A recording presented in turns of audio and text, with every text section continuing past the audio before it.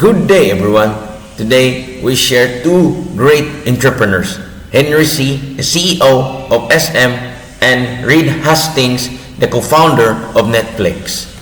Despite being from different industries, they share a common goal. By revolutionizing consumers' experience through innovation and accessibility. And now, let's talk about Henry C. Who is Henry C.? Henry C. was a Chinese-Filipino businessman and a philanthropist who became the richest man in the Philippines. Henry C. was born on October 15, 1924 in Xiamen, China.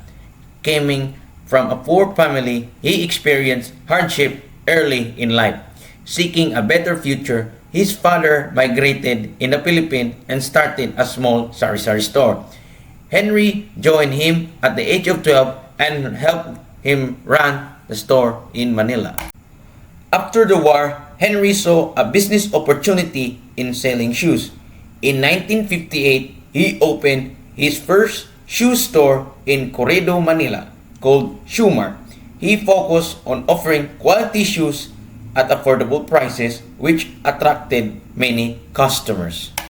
He later expanded Shoe Mart into a department store selling various products. Seeing the potential of shopping malls, he opened his first SM mall, SM City North EDSA, in 1985, which was considered a risky move during a time of political instability in the Philippines. Today, SM has over 80 malls in the Philippines and several in China, making it one of the largest mall chains in Asia. He expanded into various industries. Banking acquired Banco de Oro, BDO, and turned it into the largest bank in the Philippines. Real estate built SM Prime Holdings, which developed industrial buildings, hotels, and conventional centers. And lastly, retail opened SM department stores, supermarkets, and specialty shop, making SM a retail giant. Henry C.'s journey from poor immigrant to the wealthiest man in the Philippines is one of the most inspiring business success stories in history. And now, let's talk about Reed Hastings. Who is Reed Hastings? He was born on October 8, 1960 in Boston, Massachusetts, USA. He came from a well-educated family. His father was a lawyer for the Department of Health, Education, and Welfare. He attended Bowdoin College, where he studied mathematics and graduated in 1983.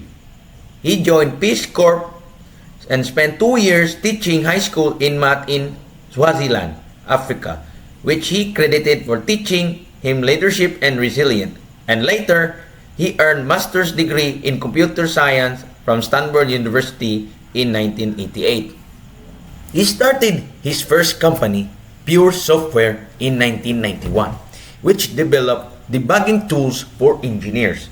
The company became highly successful and was later acquired by Rational Software in 1997 for $750 million. Despite the financial success, Hastings realized he was not yet an effective CEO and learned from his struggle managing a fast-growing company. In 1997, Reed Hastings co-founded Netflix with Mark Randolph. The idea for Netflix reportedly came after Hastings was charged a $40 late fee for a VHS rental of Apollo 13. Netflix was a DVD rental by mail service with a subscription model eliminating late fees.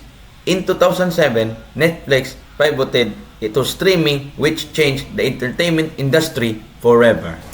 Under Hastings' leadership, Netflix disrupted traditional video rental stores like Blockbusters, eventually leading to their decline. Netflix expanded globally, producing original content like House of Cards and Stranger Things. Hastings promoted a unique corporate culture and emphasizing freedom, responsibility, and innovation as detailed in his book, No Rules, Rules.